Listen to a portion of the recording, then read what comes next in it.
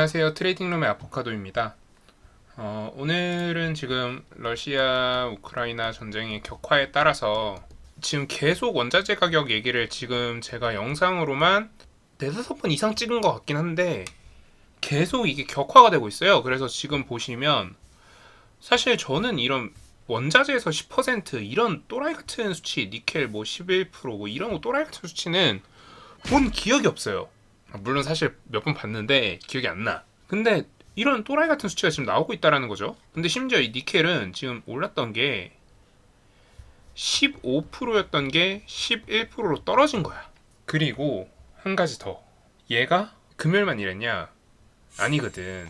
며칠 내내 계속 지금 이러고 있다고요. 지금 12월 달에 2만 불 하던 게 지금 3만 불이에요. 그럼 얼마야? 거의 50%가 오른 거예요. 원자재가. 그러면 원자재 선물을 가지고 있던 사람들은 한 1억 베팅했으면 지금 한 6억에서 7억이 됐을 거야. 그러니까 이 정도로 지금 원자재 시장이 급등하고 있다. 그럼 우리 지금 뭘 봐야 되느냐? 일단 지금 급등하고 있는 원자재들이 언제까지 갈 것이냐? 1번인 거고, 두 번째는 우리가 그래서 이제 무슨 테마주들을 봐야 되느냐? 요 얘기를 해볼 거예요. 자, 근데 이게 되게 재밌어요. 자, 우리가 지금 가장 핫한 원자재가 종류가 뭐냐? 가스랑 오일이에요. 크루드 오일. 근데 요 크루드 오일이 함정이 있어. 그러니까 크루드 오일은 WTI, 그러니까 서부 텍사스 중진류랑 그리고 브렌트유, 영국 쪽에서 나오는 기름이 있어요. 요 두 가지가 가장 대표적인데 지금 전통적으로 얘네 둘의 차이는 한 6% 정도 수준 차이가 계속 벌어져 있었거든요. 근데 지금 얘가 올라가는 속도보다 얘가 올라가는 속도가 너무 빨라져가지고 그 차이가 거의 없어졌어. 지금 2불 차이 정도밖에 안 나요. 근데 뭐 과연 과거에서 지금까지 계속 2불 정도 차이 난 거 아니냐? 아니 이게 아니라 과거 막 120불, 130불 옛날에 120불, 130불 할 때는 그때는 그만큼 한 7불, 8불 이 정도 차이가 났었다고요. 근데 지금 2불 차이밖에 안 나요. 이건 뭐냐? 미국 쪽 기름값 상승이 훨씬 더 크다는 거죠. 이 WTI의 기름값 상승분이 훨씬 크다는 거예요. 그럼 이건 뭐냐? 이건 투기적인 성격이 어느 정도 가미가 된 거고, 그래서 이제 어쩌면 이제 끝나가지 않을까? 이런 관점이 보이죠. 근데 함정이 뭐냐면 지금 150불 간다는 관점도 있고요. 지금 뭐 180불 간다는 관점도 있고, 그리고 거기다가 최근에 워렌 버핏이 원유 롱에 가까운, 그러니까 주식을 공개를 했어요. 본인들이 보유하고 있다라는, 버크셔 해서웨이가 보유하고 있다라는 걸 공개를 해버렸어. 기름값 상승을 더 부추길 수도 있겠다. 그런 생각이 드는 거죠. 근데 기름값 상승은 결국 어떻게 되냐면 기름이 올라가. 그러면 기름을 가지고 농작기를 돌리고 그렇게 되기 때문에 농산물 가격이 올라가요. 그리고 뭐 우리나라 같은 경우에 비닐하우스나 이런 것도 하죠. 그러면 관련 그 난방 기름도 올라가기 때문에 또 가격이 계속 펌핑이 돼. 그러면은 결국 어떻게 돼요? 인플레이션이 온다. 그러면 인플레이션이 오면 어떻게 된다? 계속 물가는 더 상승할 거고 원자재 가격도 상승할 거다. 그럼 이제 악순환이 시작되는 거죠. 너무 가파른 상승을 하게 되니까 원자재 가격은 무한하게 상승을 하게 되고, 그러면 이제 금리를 올리는 수밖에 없는 그런 상황이 될 텐데, 어쨌든 금리가 올라갈 것도 확정적이고, 그럼 그 사이에 우리 어쨌든 돈을 벌어야 되니까 지금 좀 살펴보면 최근에 구리 같은 경우에서도 많이 올랐었고, 니켈 같은 경우에도 많이 올랐고요. 그리고 알루미늄 많이 올랐고요. 뭐 아연도 그렇지만 알루미늄은 최근에 많이 올랐던 경험이 있기 때문에 팔라듐이 최근에 많이 올랐습니다. 그럼 이 네 가지 종목 정도는 한번 살펴봐야겠죠. 구리는 뭐 이구산업, 대창 이런 친구들이 있고, 니켈은 황금 ST, 그리고 티플렉스. 근데 요거는 좀 조심하셔야 되는 게 지금 원전 테마로도 엮고 있어요. 그러니까 요런 거는 이제 좀 조심하셔야 되는 게, 이게 니켈로 가면은 1등인데 원전으로 가면 4등이거든. 그러면 상식적으로 우리가 막대가리가 아니라면 요 두 가지 테마가 다 지금 강한 상태라면은 원전 테마보다 니켈 테마로 밀어야 얘가 상승률이 높아져. 근데 지금 이 회사가 지금 어떻게 되고 있냐면 원전 테마로 밀리고 있어. 그럼 이런 종목들은 이게 이 관점이 사라지기 전까지는 가급적이 매매하면 안 되는 거고, 그러니까 만약에 저점에서 매수해 놓으신 분들이면 모르겠는데 지금 신규 매집은 좀 그런 거고, 알루미늄은 뭐 사마, 조일, 뭐 이런 알루미늄주들이 있겠죠. 팔라듐은 하이텍팜 같은 게 있을 거고요. 그러면 이런 애들 중에 저점 잡아주는 종목들 잔타를 쳐보실만 할 거다. 그렇게 말씀을 드릴 것 같고요. 그리고 그 다음으로 우리가 뭘 봐야 된다? 에너지를 봐야 된다. 자, 에너지를 보면은 WTI 관련주들 지금 기름값 계속 올라가고 있고, 브렌트유도 마찬가지로 계속 올라가고 있죠. 지금 3불 정도 차이가 나요.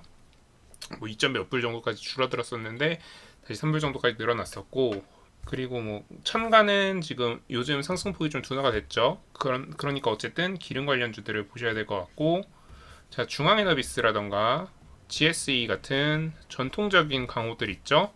얘들은 지금 10배 이상 상승했기 때문에 저점 대비 이런 친구들은 이제 더 이상 가기 힘들지 않을까?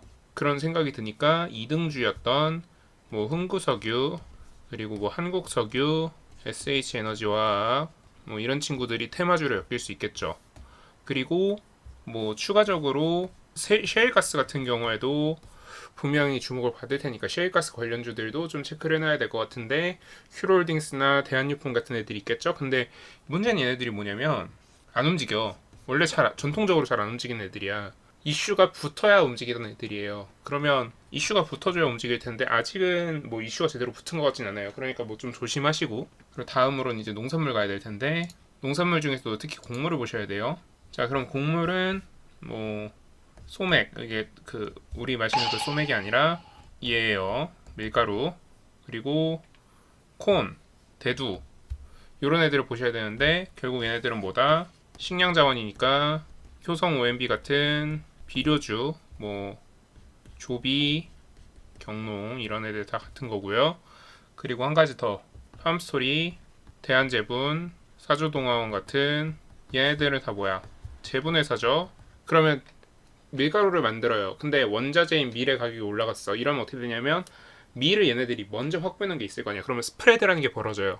그렇기 때문에 얘네들은 지금은 이득을 보겠지, 그런 생각으로 얘네들은 조금 가지고 노셔도 될 것 같다. 자, 그러면 이제 여기서 끝나느냐? 아닌 것 같아요, 제 생각에는. 자, 그러면 이 곡물들을 원료로 해서 돼지나 소를 이걸 먹이죠. 그러면 육류도 가봐야 돼. 그러니까 어떻게 돼? 라이브 캐틀이나 포크 이런 애들이 지금 최근에 가격이 떨어졌어. 왜? 지금 이거의 원자재인 곡물들이 가격이 올라가기 때문에 얘네들의 생산량이 줄어들고, 그거보다 더 빠른 속도로 그 소비량이 줄어들기 때문에 지금 가격이 단기적으로 하락을 한 것 같은데, 이게 중장기적으로는 올라갈 수밖에 없거든. 왜? 원자재 가격이 올라갔잖아. 단기적으로는 이게 스프레드가 벌어지니까 하락을 하는데, 중장기적으로는 이게 올라갈 수밖에 없어. 그러면 이제 이런 애들을 봐야 되는데, 이런 애들 관련주가 없어요. 그러면 생각을 해보면 심플해.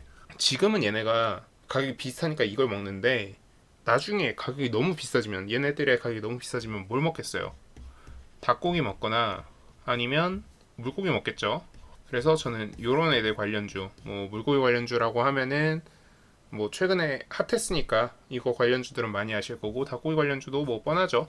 그래서 그런 친구들 가지고 매매를 하시면 좀 수익을 내시기 좀 용이할 것 같다. 그래서 이건 좀 약간 브레인스토밍을 제가 보여드린 건데, 그러니까 뭐 원자재가 올라가면은 원자재가 올라간다, 거기서 멈추는 게 아니라 거기서부터 이제 이 원자재를 가지고 또 사업을 하는 무언가가 올라갈 거다, 또 이거 가지고 사업하는 무언가가 올라갈 거다, 또 무언가가 올라갈 거다, 이런 식으로 그 해당 섹터의 1, 2, 3, 4등을 찾는 게 아니라, 그러니까 섹터 자체가 이제 1, 2, 3, 4등 그 흐름이 있을 거란 말이죠. 그러니까 그 돈의 흐름을 이해하실 수 있을 것 같다 정도로 이해를 해주시면 될 것 같고요. 그래서 오늘 영상 이 정도로 마무리하는데, 앞으로 여러분들은 뭘 아셔야 되느냐? 산업자본 흐름은 결국 금융자본 흐름이랑 일치해질 수밖에 없어요. 점점 비슷해질 수밖에 없기 때문에 산업자본 흐름을 읽는 방법도 알아두시면 도움이 될 거다 정도로 이해를 하시면 될 것 같습니다. 오늘 영상 이 정도로 마무리할 거고요. 그래서 오늘 영상 여러분들 매매에 도움이 되실 것 같다라고 생각이 된다면 구독, 좋아요, 알람 설정 부탁드립니다. 감사합니다.